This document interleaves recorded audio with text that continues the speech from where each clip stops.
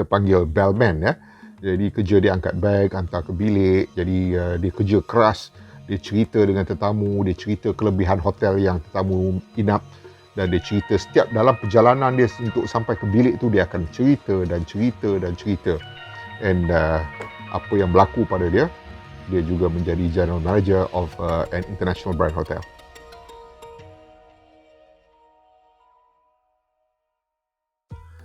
Assalamualaikum warahmatullahi taala wabarakatuh. Selamat bertemu sekali lagi pada minggu ini. Minggu ini, venue untuk syuting ni berubah sedikit ya. Saya pun dah tak larat nak pergi ke sana, nak pergi ke sini untuk cari tempat yang paling sesuai untuk dibuat syuting. Jadi saya rasa kita buat di meja saya sajalah pada minggu ni ya. So at least you are able to see how it looks like di meja saya yang dan background saya yang sangat semak ni.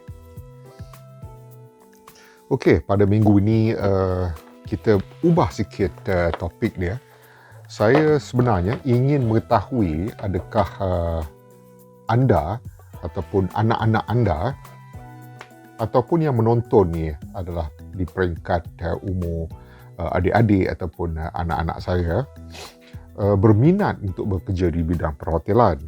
Jadi jika anda berminat, apakah yang ada di dalam minda anda tentang bidang perhotelan ni? Apakah yang anda ada di dalam fikiran anda tentang bidang hospitality ini? Baik, hospitality ini sangat besar ya. Ia merangkumi bukan sahaja di hotel, ia juga merangkumi cruise ship ataupun kapal-kapal persiaran. Ia juga merangkumi freestanding restaurant. Freestanding restaurant ini bermaksud restoran yang dibangunkan secara individu ya. Freestanding, dia solo sahaja, satu, dia tidak ada 4-5 cawangan and so on ya. So that is ataupun cawangan antarabangsa, dia tak ada. Dia cuma satu aja. Kalau Abu Roti Canai dekat Jalan Sultanah itu je lah satu yang ada. Tak ada 2, tak ada 3 dan lain-lain. Selain daripada itu, ia juga menyentuh sedikit tentang amusement park ataupun taman-taman tema. Tak kira lah sama ada dia tema air ataupun dia tema binatang seperti zoo and so on. Dia tema ikan-ikan ataupun hidupan laut seperti di aquarium. Kesemua ini adalah tergolong di bawah kelompok hospitality ya. Saya ada juga menghadiri interview sewaktu di luar negara dulu, panggil untuk interview untuk salah satu amusement park yang ada di Amerika ya. Dan saya diterima masuk dan saya diberi jawatan sebagai penjual aiskrim. You know, if you go to amusement park like Disneyland ataupun Universal Studio ataupun lain-lain, dia ada orang yang berpakaian fancy, kadang-kadang dia pakai jaket, kadang-kadang dia pakai macam clown. Kerja dia kayuh basikal yang roda 3 tu, di depannya ada tong aiskrim ya. So saya pernah interview untuk bekerja di tempat-tempat seperti begitu, tapi ditawarkan untuk bekerja sebagai penjual aiskrim di taman-taman tema di Amerika. Kalau tak salah saya, it was Universal Studio, kalau tak salah saya ya. But that was the interview was done in 1994. Pada tahun 1994 sewaktu saya berada di luar negara, dan kebetulan company tersebut yang merekrutkan orang untuk theme park tersebut telah datang ke tempat saya.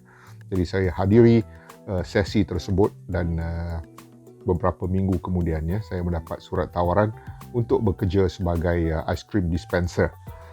Tetapi saya menolak. Right? So apa yang saya nak cerita ni, theme park tu sebenarnya ialah part of the hospitality juga ya. So bukan hanya khas untuk para pekerja di hotel sahaja.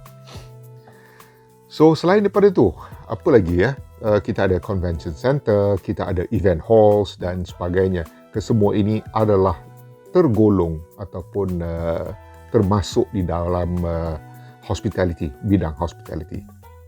Jadi kepada anda, jika anda berminat sebagai contohnya, what you have to do is just to sit back, fikir beberapa kali, berbincang dengan rakan-rakan, berbincang dengan maybe keluarga, dengan ibu bapa, kakak-kakak ataupun abang-abang anda, dan bercerita tentang apakah minat anda sebenarnya. Jika anda berminat di hotel, cuba zoomkan lebih kecil. Hospitality is a big title, is a topik yang besar. Kemudian di dalam hospitality itu ada cabang hotel, ada cabang restoran, cafe, ada cabang theme park, ada cabang convention, ada cabang event hall. So di manakah minat anda? So, jika anda berminat di bahagian perhotelan, anda zoomkan lagi ya. Sila zoomkan lagi. Bahagian perhotelan di bahagian mana pula yang anda minat? Adakah anda berminat di front office? Adakah anda berminat di food and beverage department? Adakah anda berminat di banquet department? Adakah anda berminat untuk bekerja sebagai concierge? Ataupun di finance, ataupun di purchasing dan sebagainya. Ya. So ataupun mungkin di security department ya. Security department ni jangan pandang remeh ya. Ada seorang yang saya kenal, orang Malaysia, yang bekerja di security department dan sekarang menjadi general manager di sebuah syarikat antarabangsa di Kuala Lumpur ya, menjadi general manager kepada satu jenama yang sangat-sangat eksklusif di seluruh dunia. Dan dia bermula di front office, kemudian berhijrah ke security department, kemudian dan lately saya dapat tahu yang beliau menjadi general manager di syarikat tersebut. So jangan pandang remeh pada department-department yang tersebut. Ada juga seorang bekas rakan kerja saya yang berasal daripada Australia, yang kerjanya ialah mengangkat beg ataupun kita panggil bellman ya. Jadi kerja dia angkat beg, hantar ke bilik. Jadi dia kerja keras. Dia cerita dengan tetamu. Dia cerita kelebihan hotel yang tetamu inap. Dan dia cerita setiap dalam perjalanan dia untuk sampai ke bilik tu, dia akan cerita. And apa yang berlaku pada dia, dia juga menjadi general manager of an international brand hotel. So it's not impossible. Saya bekerja di dalam, saya bermula sebagai seorang tukang kemas bilik as a cleaner di Shangri-La dulu. Kalau position di dalam housekeeping tu, itulah position yang paling rendah. Kemudian bekerja sebagai tukang kebun dan sebagainya. Jadi daripada situ saya mula satu peringkat ke peringkat yang lain dan bertukar-tukar department hingga habis khatam satu hotel saya dah buat. Dan jawatan terakhir saya ialah merupakan sebagai general manager of a good hotel. Alright, so fokus. Important untuk anak-anak ialah fokus di manakah anak-anak rasa anak-anak lebih mampu untuk memberikan tumpuan dan berminat and so on. Jika anak-anak berminat kepada bidang memasak, concentrate on that. Jika ada wang lebih dan jika ada kelebihan dari segi akademik, sila enroll di dalam college-college tempatan ataupun college-college swasta jika anak-anak ada extra money atau ibu bapa mampu untuk menghantar anak-anak ke college-college swasta. Please do so. Work hard, study hard, and jangan lupa you study hard, you play a little bit hard too is okay ya, acceptable as long as masih di landasan yang betul. But anyway, what I'm trying to say is you have to focus kepada area yang anda ingin excel, anda ingin berjaya. Jika saya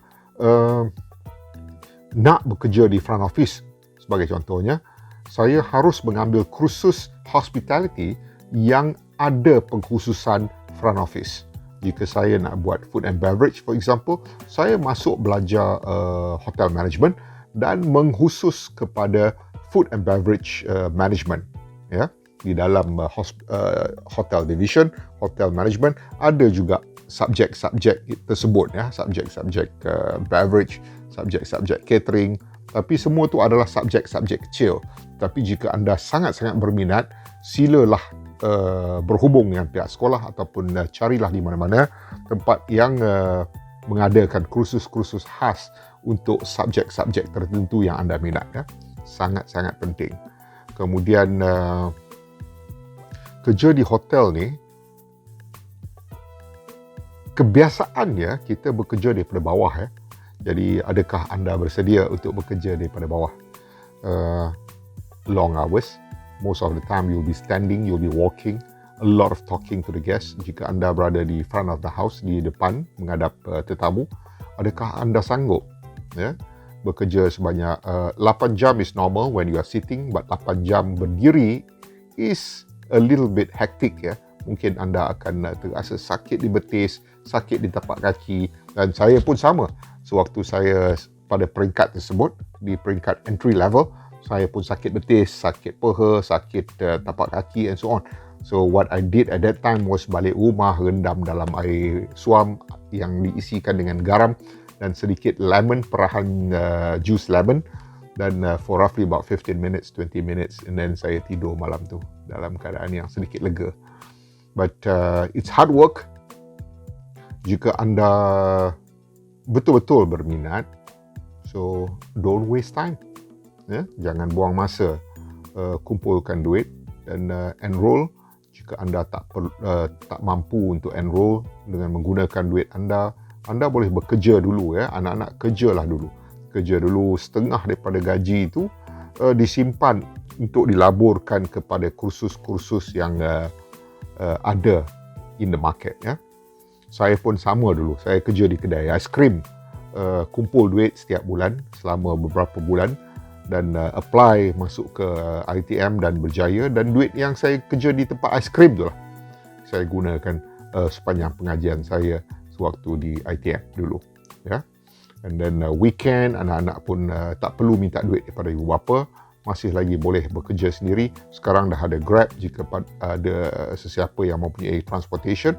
For example, kapcai, motosikal kecil, anda boleh apply and work for a few hours every week and get roughly about 100-150 a week, which is quite okay. 150-200 ringgit lah katanya paling banyak seminggu, bergantung pada jam yang anda buat tu. 200 seminggu, you get about 800. I think 800 is enough for you to go by as a student sewaktu berada di college ataupun di universiti tempatan untuk sambung belajar di bidang hospitality. So, the point now is think